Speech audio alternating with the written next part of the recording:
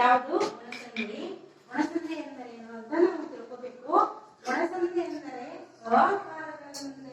ಆಕಾರಗಳ ಮುಂದೆ ಕಾರಗಳು ಬಂದಾಗ ಏಕಾರವು, ಆಕಾರಗಳ ಮುಂದೆ ಓಕಾರಗಳು ಬಂದಾಗ ಓಕಾರವು, ಆಕಾರಗಳ ಮುಂದೆ ಊಕಾರವು ಬಂದಾಗ ಅಲ್ಕಾರವು ಆದೇಶವಾಗಿ ಬರುವುದಕ್ಕೆ ನಾವು ಏನಂತ ಹೇಳ್ತೇವೆ ಹೇಳ್ರಿ?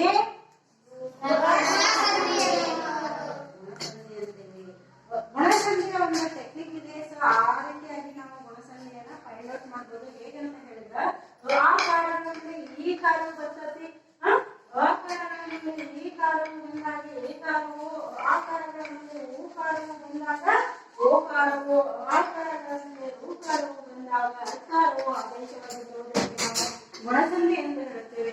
ಆ ಒಣಸಂಧಿಯನ್ನು ನಾವು ಹೇಗೆ ಕಂಡುಹಿಡಿಯಬೇಕನ್ನೋದು ಹೇಳ್ತೇವೆ ನೋಡ್ರಿ. ಉದಾಹರಣೆ ಗಣೇಶ ಅಂತ ಇದೆ. ಏನಿದೆ? ಗಣೇಶ. ಗಣೇಶ ಅಂತ ಇದೆ. ಇದೊಂದು ನಾಮಪದ. ಸೊ ಇದನ್ನ ಹೇಗೆ ಬಿಡಿಸ್ತೇವೆ ನಾವು? ಗಣ ಪ್ಲಸ್ ಈಶ ಅಂತ ಬಿಡಿಸ್ತೀವಿ. ಅಂದ್ರೆ ಪೂರ್ವ ಪದ ಮತ್ತು ಉತ್ತರ ಪದಕ್ಕೆ ಏನಿರ್ಬೇಕು, ಎರಡಕ್ಕೂ ಒಂದು ಅರ್ಥವಿರ್ಬೇಕು.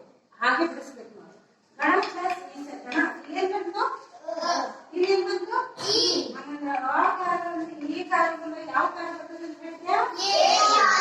ಕಾರವು. ಸೂರ್ಯೋದಯ. ಇದನ್ನ ಹೆಂಗ್ ಬಿಡಿಸ್ಬೇಕು? ಸೂರ್ಯ ಪ್ಲಸ್ ಉದಯ. ಇಲ್ಲಿ ಏನ್ ಬಂತು? ಸೂರ್ಯ ಬಂತು. ಪ್ಲಸ್ ಹೂ ಬಂತು.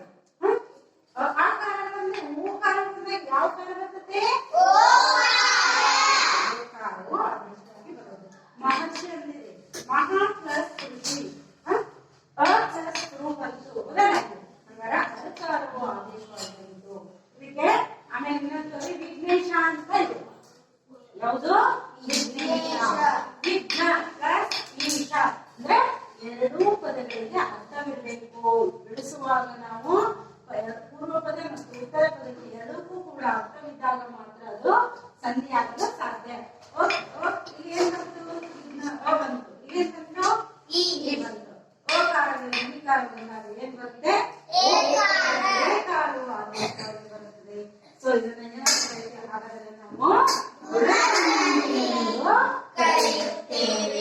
ಹಾಗಾದ್ರೆ ಸವರ್ಣದಲ್ಲಿ ಸಂಧಿ ಆಯ್ತು, ಗುಣಸಂಧಿ ಆಯ್ತು. ನೆಕ್ಸ್ಟ್ ಯಾವುದು? ಸಂಸ್ಕೃತ ಸಂಧಿಗಳಲ್ಲಿ ಎರಡು ಸಂಧಿಗಳಾಯ್ತು. ಈಗ ನೆಕ್ಸ್ಟ್ ವೃದ್ಧಿ ಸಂಧಿ. ಅದನ್ನ